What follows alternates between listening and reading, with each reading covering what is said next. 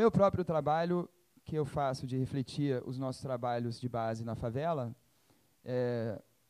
foi mais ou menos na época 2009, tinha uma guerra muito feia na Maré, tinha uns 6 semanas com mais de 20 pessoas morrendo, era um conflito de, né, 2 comandos de droga, um expulsando o outro, e como se tivesse nada acontecendo, né?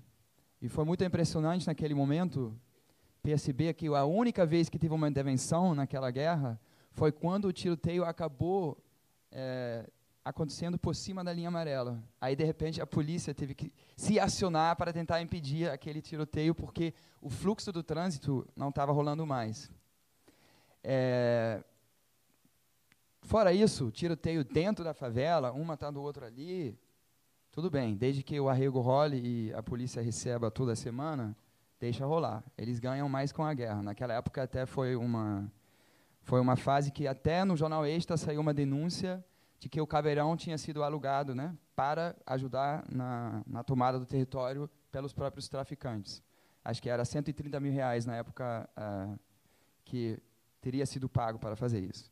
Eu falo dessa situação porque foi uma situação que são essas fases que a gente meio que fica, eu digo assim, a gente não abre mão da esperança, mas às vezes a esperança abre mão da gente.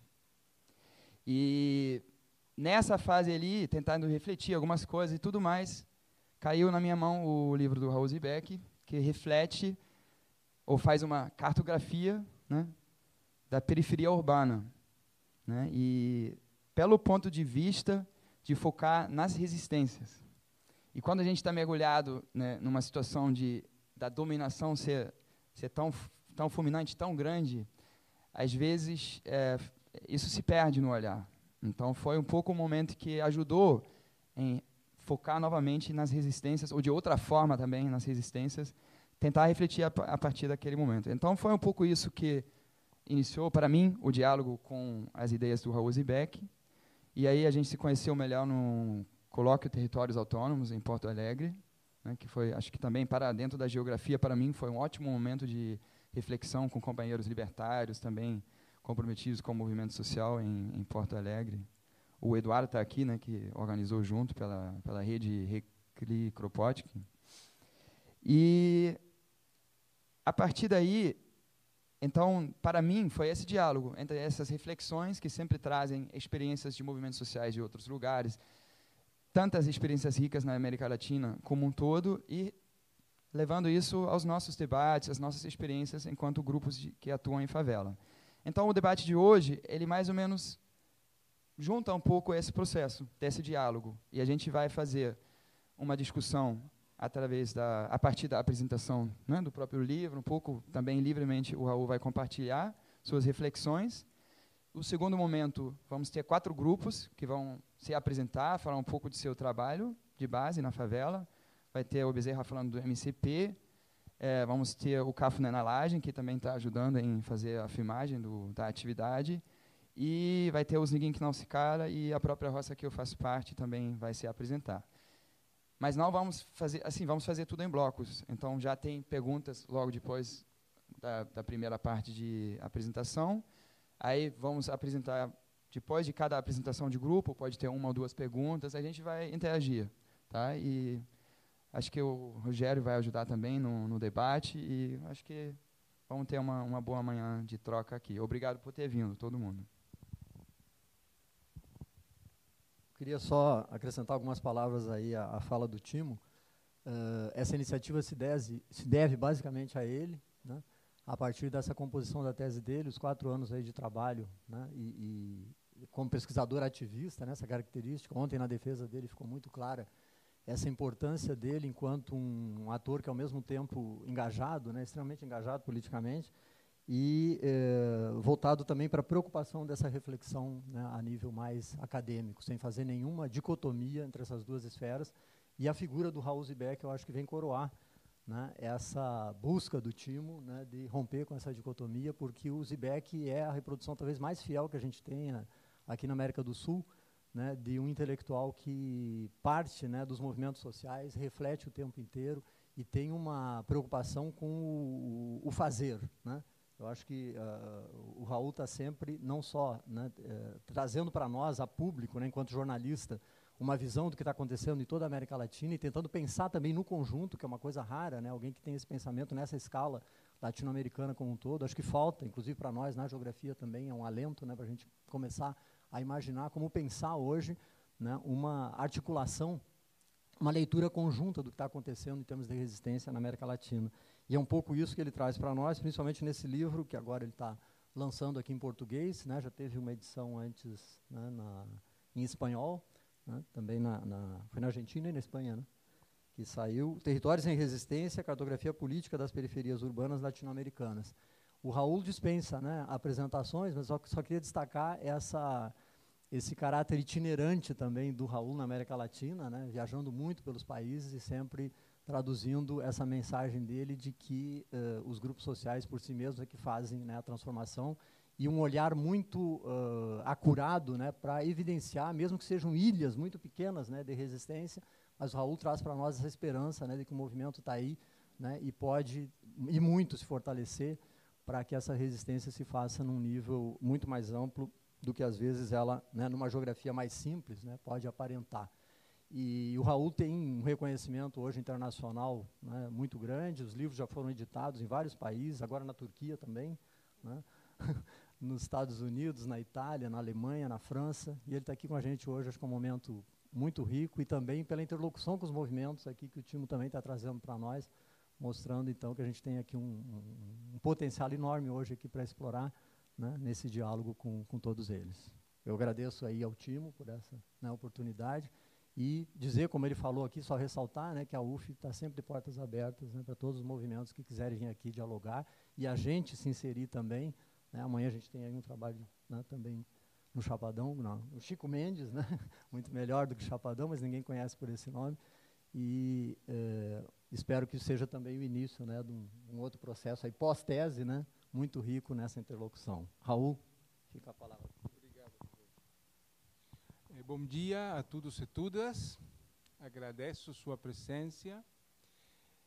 Eu gostaria de ouvir primeiro a vocês. Por quê? Porque esse livro é um livro. Os livros não são tão importantes. Foi escrito em 2007, 2006, 2007, quando o progressismo estava no topo, agora está no fundo. Outra situação completamente diferente.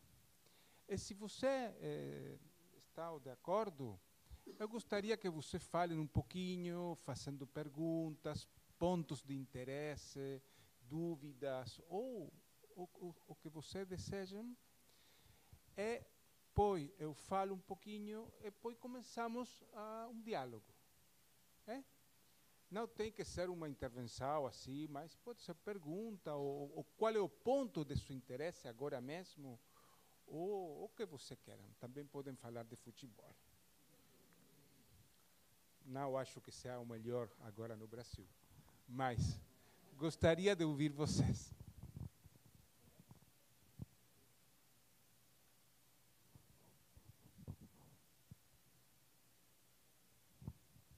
Manifestações recentes, né, em que uma brasileira teve seu visto negado, né, não sei, acho que você deve estar a par dessa situação, inclusive que ela é, né, companheira de uma liderança que se afirma indígena, só que algumas pessoas afirmam que ele não é indígena, né. Eu trabalho aqui no Aldeia Maracanã e que essa questão da autoafirmação indígena é também uma questão. Só que a gente vive no Brasil em que a população indígena corresponde a menos de 2% da população em termos estatísticos. É sempre bom frisar isso, né? Porque a questão do princípio da autodeclaração ameaça mudar bastante esse quadro, mas o IBGE, que é o nosso Instituto de Geografia e Estatística, mudou os critérios de autoafirmação do questionário do censo, né, para a declaração da etnia das pessoas, justamente visando controlar essa emergência étnica dos indígenas. Então, como é que a minha questão é, como é que você vê esse movimento de reetnização, reindianização na América Latina e qual o potencial político que isso tem, né? A partir do entendimento de uma nova agenda teórico-política que possa, de certa forma, deflagrar novas perspectivas de de compreensão de novos modelos políticos, etc. Como é que as periferias podem ser, potencialmente, podem favorecer esse processo, quer dizer, de autodeclaração,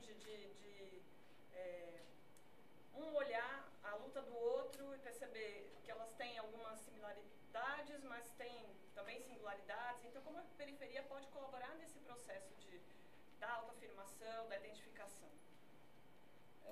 De como olhar do fim do progressismo, que você tanto fala, do fim do lulismo, e dessa ascensão que a direita está tendo nesse momento atual aí na América Latina. Mas na América Latina, acredito, né? Acho que todo mundo acredita também. Para começar, eu gostaria falar um pouquinho dos livros. Não, esse livro é um mutirão, como todos os meus livros. O outro livro, Brasil Potência, são os 2 únicos livros traduzidos ao português. Fora, a tradução foi feita por 10 pessoas. E depois o Carlos Walter fez a leitura e homogeneização das traduções. Agora foram 3 pessoas, alguns deles estão aqui como time. Isso é uma parte. O livro mutirão, eu sou o que escreve, mas são muita gente que está lá no livro. Mas também muita gente que faz o livro como matéria. E sempre são editoriais pequenas e militantes. Agora é a Consequência, com Luiz e a Isabela. Em outros países são coletivos de base, desde abaixo,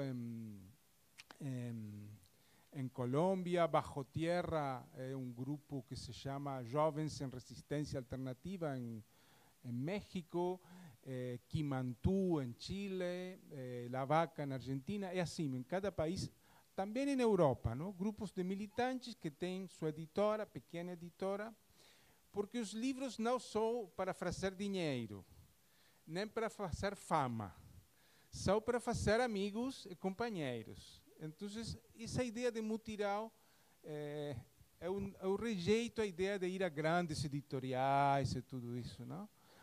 Porque eu acho que as pessoas devemos ser coerentes com nossas ideias. E o livro é uma forma de fazer um tecido, como é uma agulha. É uma agulha, um livro, para fazer um tecido. Não é uma coisa individual. O indivíduo é parte desse tecido. Isso é a primeira coisa. Segunda, antes de responder às colocações. Quando eu trabalhei este livro, eu estava muito impressionado com as 2 genealogias do conceito de território. O território como conceito emancipatório não existia 30, 40 anos atrás. O território era o Estado. O território foi teorizado a partir das lutas populares, dos indígenas e dos camponeses. São as 2 genealogias que temos. O território como criação das comunidades e dos povos indígenas, em resistência, inicialmente foram na Amazônia, equatoriana, boliviana, brasileira, povos que olhavam como as multinacionais extrativas ingressavam em seu território, anos 40, 50 do século passado. Esse foi o começo da ideia do território. Até esse momento, eles não falavam em território, tampouco falavam em povos. Eles se criaram como povos para defender um território, não havia consciência de povo, nem havia consciência de território. Isso foi consequência de uma luta. No mesmo caso dos camponeses, o Bernardo Manzano faz essa história, não? A ideia do território camponês, o território da agricultura familiar, é uma reação a expansão das monoculturas extrativas, a soja e outras. Essas dois, eu conhecia os movimentos, os Sem Terra, os indígenas de Equador, de Mapuches de Chile, Chiapas, zapatistas. Mas quando começou o ciclo de lutas na Argentina nos anos 90, 1997, os piqueteiros, pudimos observar que nos bairros populares, aquelas pessoas, famílias que eram trabalhadoras de fábricas, agora desocupadas, começavam a ocupar espaços no seu bairro para fazer escola, para fazer alimentação, para fazer empreendimentos produtivos de terra e de ferro, de madeira, de outras coisas. E começamos a pensar se poderia utilizar-se o conceito de território também para as periferias urbanas. Para mim é muito difícil generalizar, porque é muito claro a existência de territórios indígenas. É claro a existência de territórios camponeses, da reforma agrária agora e da agricultura familiar. Mas os territórios urbanos existem nas cidades, nas periferias urbanas, mas nas cidades onde é o ponto forte da dominação do capital. Esses territórios naturalmente são inestáveis, não são territórios consolidados. Ninguém território é consolidado, tampouco o território camponês. Mas nas periferias deveríamos falar de territórios em disputa, territórios informais, ou em rede, como faz o professor Rogério. Redes de grupos em diferentes territórios. Por quê? Porque a presença da polícia, da banca, do Estado na cidade é muito forte e tem capacidade imediata de reagir quando uma favela, caso da favela, se empodera. Empodera, fala-me aqui a palavra empowerment, né? Bem, e agora temos dificuldade para compreender que esses territórios não são realidades, não são fortalezas, um recinto que não ingressa ao Estado. Não, isso não existe nas periferias urbanas. Existem espaços onde os setores populares, as relações sociais que formam o mundo popular se territorializam mais ou menos. Isso é a luta. Uma creche no MSP é a territorialização de relações sociais não hegemônicas, não capitalistas, na cidade. Em outros bairros, isso não é possível. Bem,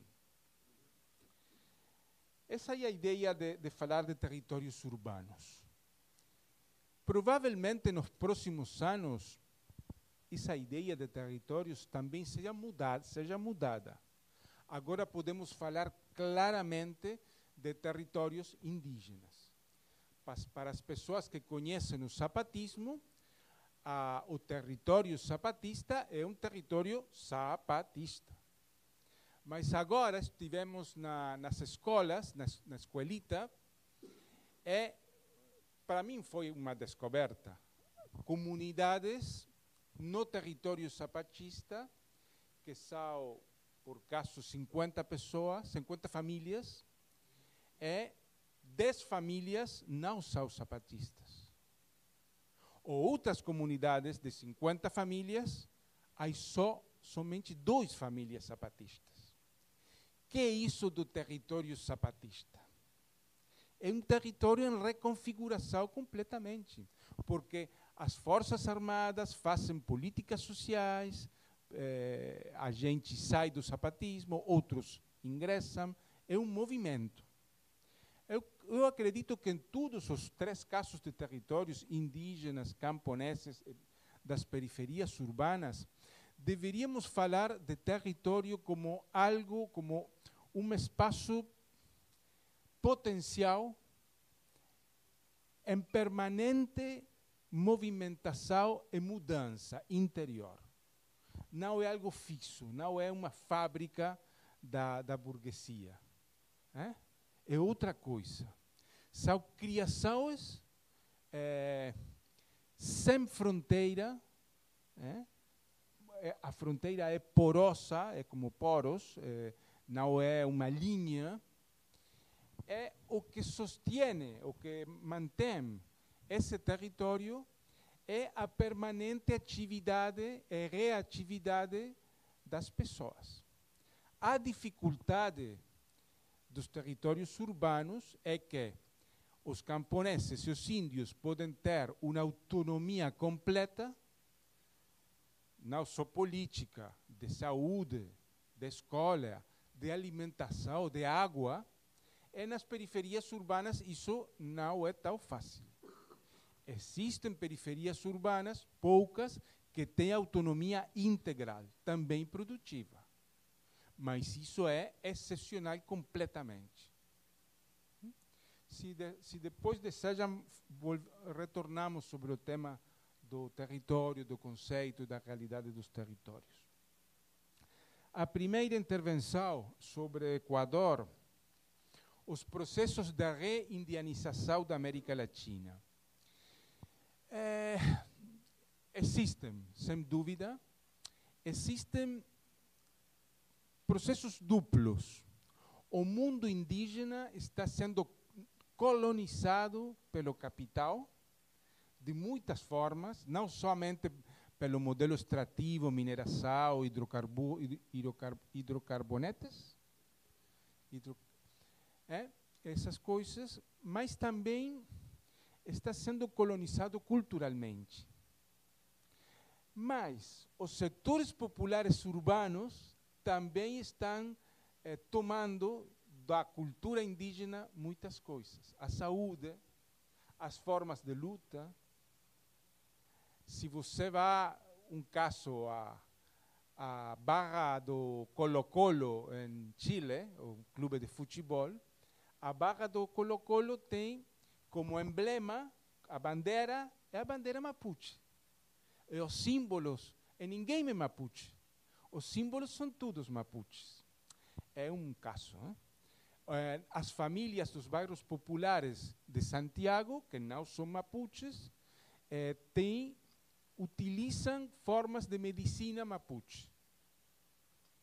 Estamos assistindo a uma interpenetração. O mundo indígena já não é aquele mundo puro, aquele mundo isolado, mas as cosmovisões indígenas pervivem, persistem e têm influência nos setores populares. Isso é o que eu acredito que está sucedendo. Mas, nas lutas emancipatórias na América Latina, existe uma reindianização, podemos falar, porque mesmo a palavra bom viver, muitos conceitos, muitas formas de ação de setores não indígenas que lutam na América Latina estão influenciadas pela cultura indígena. No caso de México, muito claro, pela influência do zapatismo, mas não só nesses casos. O caso do movimento mais importante da Colômbia é o Congresso de los Pueblos, iniciou-se com uma marcha muito grande de indígenas do sul, Nazas, até Bogotá. Foi o início desse processo. A influência é muito maior que o número de indígenas existentes em cada país.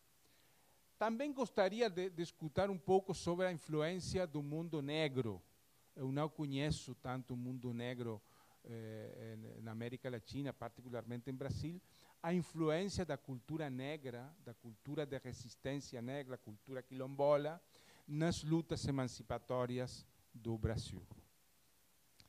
A segunda pergunta ou intervenção, como podem as periferias colaborar nesse processo de emancipação? Eu acho que a característica principal, falado disso, das periferias, são a existência de relações sociais não hegemônicas. Acredito que o mais a colaboração mais importante é fazer, construir iniciativas coletivas inspiradas nessas relações sociais não hegemônicas. Por quê? Porque a existência dessas relações é um tesouro para a nova sociedade. Se nós perdemos as relações sociais heterônomas, não hegemônicas, diferentes, é impossível caminhar para uma sociedade melhor. A solidariedade, a complementariedade, trabalhar como irmãos, tudo isso, a amizade, é possível ser a base das construções mais sólidas dos movimentos. Acho que o mais importante agora para os movimentos, também para as favelas, é criar coisas, aunque pequenas, completamente diferentes às hegemônicas. Por quê? Porque essa diferença o que permite é uma mensagem para outros e outras em outros lados. Se você constrói algo muito parecido ao hegemônico, isso não tem importância, não tem capacidade de namorar outros, de ter ressonância. A única possibilidade de ter ressonância é criar coisas diferentes e fortes. Agora estamos no mundo em que tudo é igual. O consumismo iguala tudo. Não há diferenças. O shopping é a catedral do consumo, é a catedral do mundo vazio, do mundo sem sentido. Mas a gente o que necessita para jogar sua vida é algo intenso, forte, diferente. Você não vai jogar sua vida por algo que é igual ao que existe. E acho que nos grupos favelados provavelmente estão criando ou acham criado coisas muito diferentes. As jornadas de junho foram muito claras para isso. Um pequeno grupo, como o MPL, muito pequeno, que a maioria não conhecia antes de junho, sua atividade criativa, sua atividade permanente na rua, criou uma situação completamente diferente. Era impossível saber quando isso sucederia, nem se ia suceder. Mas sucedeu. As coisas são para aprender, os sucessos históricos. Em junho de 2013 já é um dos mais importantes sucessos históricos da história recente do Brasil. Não importa ser muitos ou poucos, importa fazer coisas interessantes. Quando falo importantes, é diferentes, não importantes por grandes, diferentes. É a diferença o que permite que a gente seja comovida para participar. Eu acho sim que estamos na parte final do progressismo. Haverá governos progressistas no futuro, mas sem possibilidade de criar nada diferente. Mas, em alguns casos, acho que, no caso do Brasil, a gestão petista afundou a esquerda brasileira para muitos anos. O Chico de Oliveira fala de que a criação do PT, do MST, da CUT, foi uma excepcionalidade histórica. Isso que sucedeu no fins dos anos 70, com os sindicalistas, as comunidades eclesiais de base, a esquerda derrotada na guerrilha, essa misturança que criou uma coisa nova, com uma atividade muito importante dos trabalhadores da fábrica, do ABC paulista. Isso não se repete cada 5 anos, nem cada 3 anos. Isso é uma excepcionalidade histórica. Isso é uma energia moral criada em anos muito difíceis, que essa energia moral cristalizou em essas criações. Mas agora isso está em crise completa. O MST tem possibilidade de sair? Tem. Não sei se sairá. Mas o PT não. O PT já é história. Para mim. Não que eu desejo que seja história. Acho que um partido que é acusado de corrupção desse tamanho, como outros partidos, não tem possibilidade de se recuperar, de retornar. Isso é muito importante de compreender, que essa energia moral foi dilapidada, foi tirada ao lixo em 10 anos de governo. Provavelmente também um pouco antes. Isso sucede em Argentina, em Venezuela, em Equador, em Uruguai e provavelmente também em Bolívia. O descrédito, o problema que han criado esses governos para a própria população é muito grave. A gente sai do processo progressista endividada, completamente endividada, dependente do sistema financeiro, porque o progressismo, como progressismo, temos mais capitalismo. Aprofundou o capitalismo. É gravíssimo. É mais grave do que nós podemos pensar. Mas os progressistas não desaparecerão. As milhares de pessoas envolvidas em cargos públicos, elas permanecerão ali. Com certeza. Essa é a base para a recriação do progressismo. Não é mais o sindicalismo, os trabalhadores. A base para a recriação deste progressismo são os cargos públicos que permanecerão nesses lugares. Para compreender o período que nós estamos vivendo, para mim, o melhor período similar é o período das independências.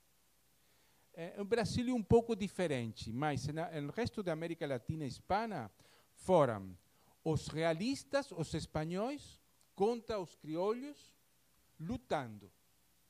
E os setores populares fazendo suas escolhas. Eles foram derrotados, os setores populares. Mas foram derrotados não pelos realistas, pelos crioulos. Foi uma guerra de 40, 50 anos entre realistas e crioulos, 2 setores da burguesia. E agora, para mim, devemos compreender esta luta entre esquerda e direita em toda a América Latina como uma luta entre 2 setores da burguesia. Um setor que já é burguesia histórica e outro que deseja e que trabalha para ser nova burguesia. O que João Bernardo fala, a burguesia dos gestores. Vocês provavelmente conhecem João Bernardo, português que mora no Brasil. O problema é nós, os setores populares, que vamos fazer. Vamos a caminhar com os crioulos, vamos a caminhar sozinhos, vamos a criar um polo de força, terceiro polo de força para um caminho autônomo. Essa é a história. Nossa luta não pode ser resolvida agora pelos progressistas. Isso é claríssimo.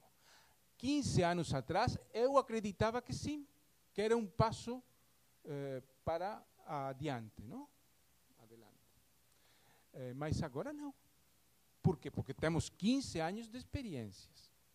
É uma herança terrível para mim dos progressismos. Isso é muito incômodo o que vou falar. É que eles aprenderam a criar movimentos sociais desde o topo, desde cima para o baixo.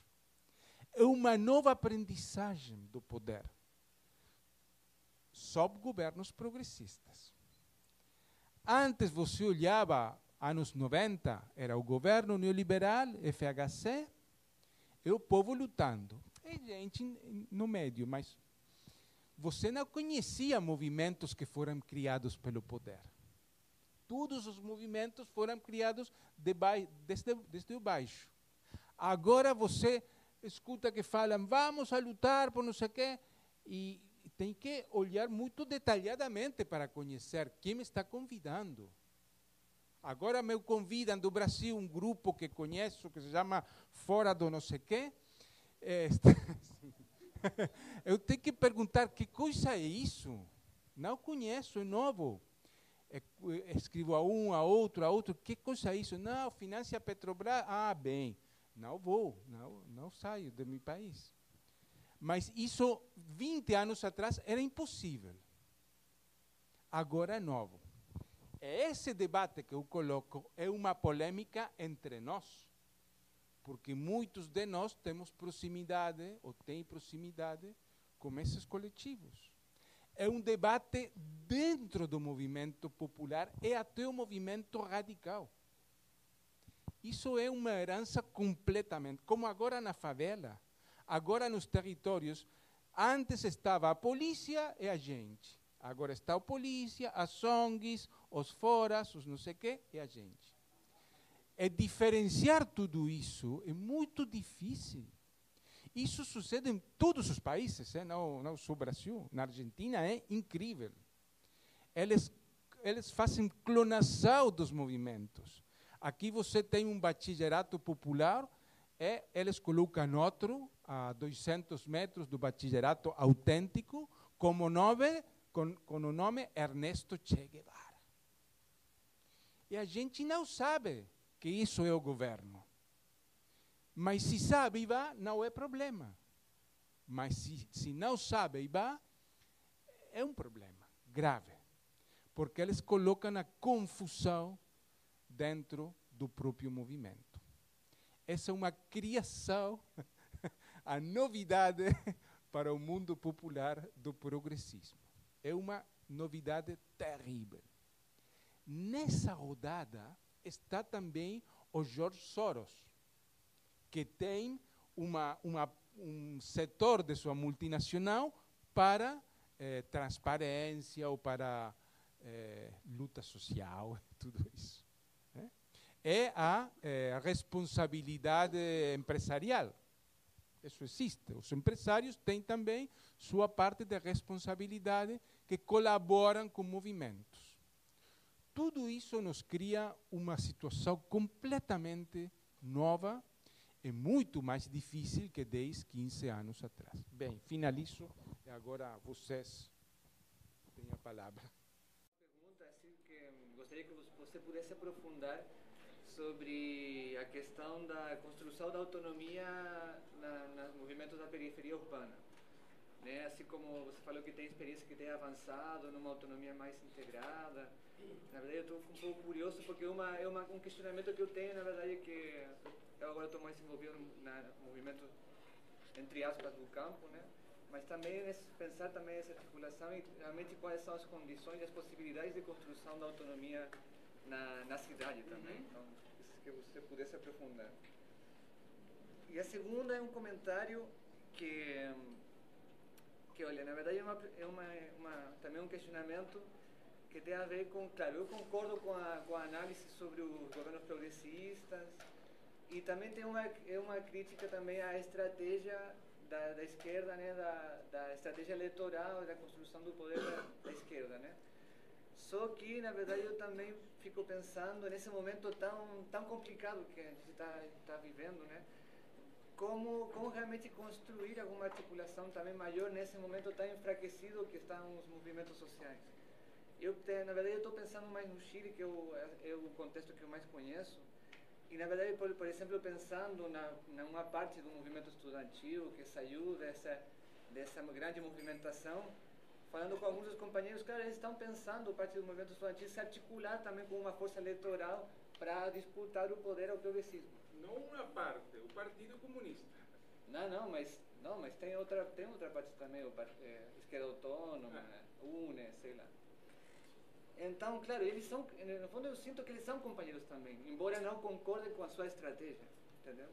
Então, na verdade, como na verdade, eu fico preocupado com isso, como na verdade a gente pode superar essa divisão que na verdade não ajuda a essa necessária saída que a gente tem que sair desse momento tão difícil que a gente está vendo, que vamos experimentar nesses anos que vêm. Isso. E no caso especificamente do Brasil, o PT ficou um pouco enfraquecido e gerou vários componentes que saíram, até com uma posição um pouco radical, como foram criando o PSOL, enfim, outros partidos, também de orientação de esquerda, mas com um pouco decepcionados com a política do PT. Eu conheço pouco a política dos outros governos de esquerda dos outros países. Queria que o senhor falasse se aconteceu o mesmo nesses outros países com governos de orientação de esquerda, se teve também uma certa dissidência de componentes desses partidos. Se aconteceu o mesmo, se está acontecendo o mesmo na Venezuela, na Bolívia, enfim, no Equador e agora na Argentina. Se há também esse comportamento. E nesse último que a gente traduziu agora, esse que nós traduzimos agora, isso também fica bastante claro, é o protagonismo das mulheres nesses territórios em resistência. E eu gostaria que o senhor falasse, até porque tive aqui na plateia, talvez a maioria seja de mulheres, né? E finalmente, na universidade, elas estão assumindo também o protagonismo que nas periferias elas já assumem há muito tempo. A outra coisa que eu gostaria de perguntar é justamente sobre o papel da Frente Ampla no Uruguai, já que você vem de lá, porque o que eu tenho percebido é que as esquerdas desse progressismo na América Latina, do Sul pelo menos, chegaram ao esgotamento, inclusive por dificuldade de pensar a sua transição, né, de pensar sucessores que não sejam do mesmo partido. Enquanto no Uruguai a gente tem uma experiência histórica, né, particular, muito diferente, que é essa articulação de centro-esquerda que se reveza no poder e tenta dar mais estabilidade. Eu queria que o senhor falasse dessa experiência e quais são os seus limites também, né, da experiência da Frente Ampla no Uruguai. E por fim, um comentário, como você disse, que está procurando se aprofundar nos conhecimentos, né, da realidade da luta negra aqui nos nossos países. Eu não sei se você já teve acesso a um livro que é muito importante, de um dos maiores intelectuais e ativistas negros do Brasil, que é o Abdias do Nascimento. Tem a tese sobre o quilombismo. Abdias do Nascimento. Não é tese sobre o quilombismo. Eu acho até que pouca gente leu, porque é um livro muito difícil de encontrar. Eu só encontrei na internet, naqueles formatos horríveis, assim, sabe? Nunca vi esse livro. Vou tirar para mim? Tá, vou mandar por e-mail. E o quilombismo, ele identifica como um processo histórico dos 4 séculos de resistência, na época que ele escreveu, dos 4 séculos de resistência dos negros aqui no Brasil, não só de resistência, mas de criação de instituições históricas e até certo ponto autônomas. E a partir disso ele deriva uma praxis, que no meu entendimento, ele não formula nessas palavras, mas acho que hoje a gente já tem esse aparelho conceitual para dizer que seria uma praxis descolonizante, né? De descolonização do pensamento e da atuação política, sabe? E aí eu acho que a gente olhando esse histórico dos 4 séculos, agora 5 séculos de resistência dos negros, a gente identifica também o papel da ambiguidade, que foi muito falado ontem na defesa da tese do Timo, da ambiguidade das próprias resistências. O camarada ali se mostrou preocupado com essa diversidade de estratégias de luta, uns vão para partidos, outros para movimentos verticalizados, outros para movimentos horizontais. Eu acho que a resistência dos negros e dos índios sempre teve também essa ambiguidade. Existiam aqueles que preferiam juntar dinheiro para comprar liberdade, outros preferiam ir para quilombos. Os quilombos também tinham ambiguidade, comercializavam com senhores de escravo, outros eram mais combatentes, sabe? Esse é só um comentário para complementar o debate aqui. Sem mulheres não existem movimentos sociais.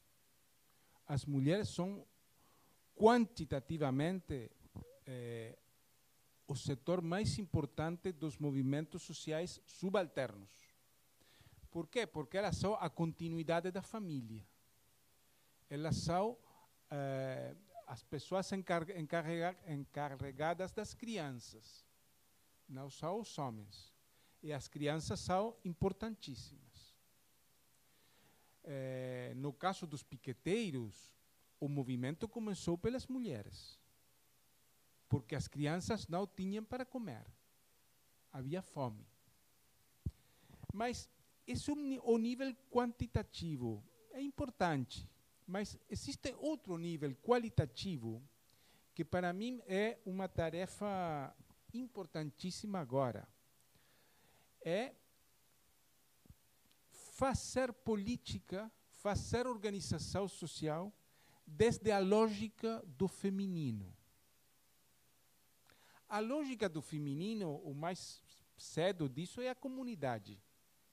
A comunidade é feminina. Como seria fazer, é uma pergunta, como seria fazer política partindo da lógica do feminino? Como se colocam as resoluções coletivas em o cotidiano feminino? Como é a cozinha? Todas falam juntas, as relações cara a cara, as relações de cercania. É outra cultura, diferente da masculina. É a cultura dos cuidados, não dos cuidados do Banco Mundial, a cultura da contenção, a cultura da reprodução. Vocês conhecem Silvia Federici, provavelmente. Ela é muito interessante porque ela fala da importância, ou seja, o marxismo, o anarquismo também, os revolucionários históricos são focados na produção. E a produção, o que tem visibilidade. A reprodução não existe. Uma política em feminino, uma política centrada na reprodução da vida. É os movimentos que têm creches, que têm cozinhas coletivas, isso é reprodução da vida. Mas movimentos desses são movimentos comunitários. Esses movimentos comunitários não são somente de mulheres, mas a lógica feminina não é o mesmo masculino que homem e feminino que mulher. A lógica do feminino, do cuidado, da reprodução, melhor falar de reprodução, tem centralidade nas organizações comunitárias. Até no MST, mas não na estrutura, nos assentamentos.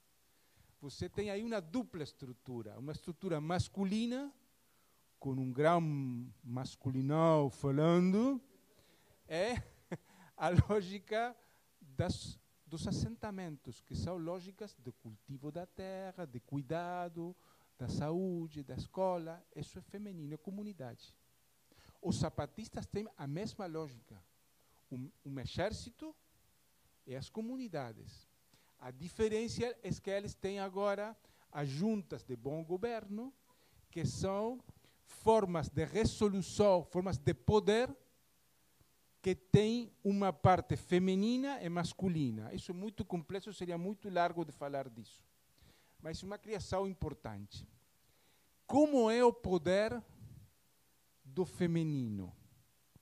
Nós hemos investigado isso, hemos olhado para isso, como é um poder que não parte da produção e da conquista do poder político, um poder que parte da reprodução e da criação de poderes não estatais. Poder não Estado. Que é um poder não estatal? Que é um poder feminino? Que é? Conhecemos o poder masculino do guerreiro, do Estado, do dirigente, que pode ser mulher, mas é masculino. Mas outra parte ha sido pouco visibilizada e pouco trabalhada nos movimentos. Isso é, para mim, um tema importantíssimo.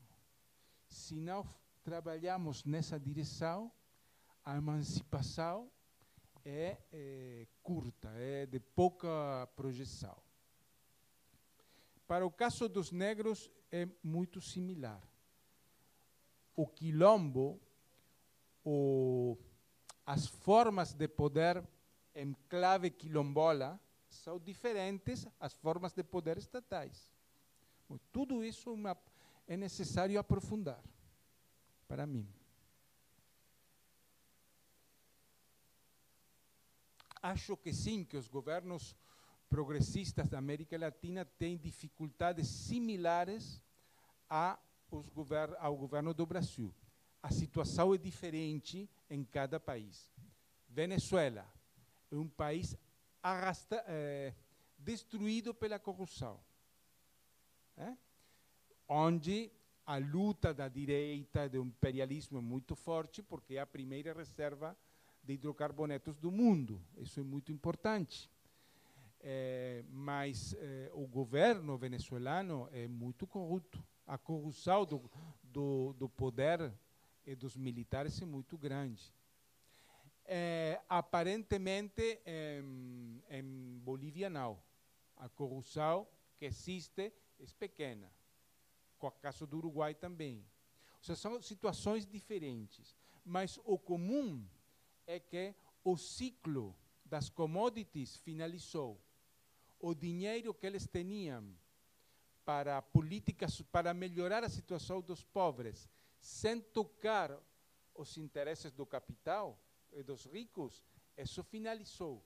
Agora tem que ver como seguem, ou tocam no poder dos ricos, ou vai ter problemas para evitar o empobrecimento dos pobres. É uma situação muito, muito delicada. O governo Dilma já fez sua eleição. Os outros governos têm uma situação mais ambígua, que é a palavra de moda hoje. O tema das articulações amplas e das autonomias nas periferias. Quem colocou das articulações amplas? Não recordo. Não, isso é outra coisa. Articulações... eu acho que... o caso do Chile. Para mim, o caso do Chile é terrível. Vou ser duro, porque a gente, durante 4 anos, lutou na rua pela reforma educativa. Milhões de pessoas na rua, lutando ano tras ano, sendo golpeadas pela polícia. Uma parte deles finalizaram no parlamento, nas instituições, os comunistas e outros pequenos grupos. A gente que luta quedou isolada, mas não há reforma educativa. Você conhece isso. Não há mudança, porque eles ingressaram no parlamento falando, com nós no parlamento vai haver mudança educativa. Agora tem ministros, os comunistas, tem deputados, mas não há reforma educativa. Mas não deixam os cargos. Isso, para mim, é utilizar a luta social para conseguir cargos. É a coisa mais velha do mundo. Acho que esses são 2 caminhos diferentes. Agora temos, claramente, sempre houve dois caminhos. Mas agora é necessário clarificar isso. A gente que luta para mudar e a gente que luta para chegar ao cargos do governo. Nós agora necessitamos separar águas. Isso se entende em português? Separar águas. Não unir de novo. É minha ideia. Se você quer lutar para cargos, bem, muita sorte, acha. Mas não confunda a luta. Se você quer cargos, beleza. Tchau. Mas a luta é algo muito sério. A gente morre, a gente tem muitos problemas por participar na luta. E confundir essas duas coisas é terrível. É criminal. É criminal. Eu não posso utilizar a gente como escalera, como escadas, para eu chegar ao poder. Se a gente quer chegar ao poder, que use suas próprias escadas. Não que o outro seja uma escada. É uma discussão. Essa é a minha posição. Autonomia nas periferias, como em qualquer setor da sociedade, é muito difícil agora mesmo. Não podemos ter ilusões, temos que ser claros com as dificuldades existentes. Vou a repetir, até agora a dificuldade maior era a polícia nas favelas. Agora temos a polícia, mas muitas outras dificuldades. Saídas do povo, da gente que lutava. O poder, a tendência mais importante no mundo atual é a concentração do poder. O poder hoje no mundo está muito, muito concentrado. E essa concentração de poder é muito difícil de lutar contra ela e de ganhar. Não devemos criar ilusões. Repetir a Revolução Russa, a Revolução Chinesa, isso hoje, até a cubana, isso hoje é muito difícil. Muito mais difícil. Não é nada simples poder derrotar essa enorme concentração de poder econômico, de poder político, de poder militar que existe no mundo. Mas devemos trabalhar com essa ideia. E a autonomia tem muitas mais dificuldades que 10 anos atrás. Muitas mais. Assim tudo, há muita gente que luta e que cria autonomias em toda a América Latina. Até principalmente em México, onde há uma guerra, 30.000 desaparecidos, mais de 120.000 mortos em 9 anos. É uma guerra contra o povo, porque o povo está organizado. Não, o povo está, muita gente está organizada. Existem muitas experiências, não somente em Chiapas, de autonomia. Isso é parte da guerra. Uma guerra contra os setores populares que estão lutando e se organizando. Bem, eu terminando. A sociedade uruguaia é muito diferente a outras sociedades. É uma sociedade de classe média, de cultura de classe média. A criação do Frente Amplio é uma criação muito diferente a do PT, a do MAS do Bolívia. É uma criação que tem várias, socialmente, várias. Uma parte são os sindicatos, mas não a mais importante. A mais importante são os profissionais da academia e os militares, uma camada de militares que foi muito importante na criação do Frente Amplo. Em uma sociedade de classe média, de cultura de classe média, o Frente Amplo é muito estável. Mas o limite é muito simples, é que a possibilidade de mudança é também muito limitada. O Frente Amplo, junto com o governo de Bachelet são os setores mais moderados da esquerda latino-americana. No Uruguai, o Frente Amplio é pró-americano. É anti-Mercosul, está no Mercosul porque o Brasil era o principal mercado das exportações, pero agora deseja estar na Aliança do Pacífico. É assim. Então, o Frente Amplio é um setor muito limitado para criar cambios ou mudanças no país.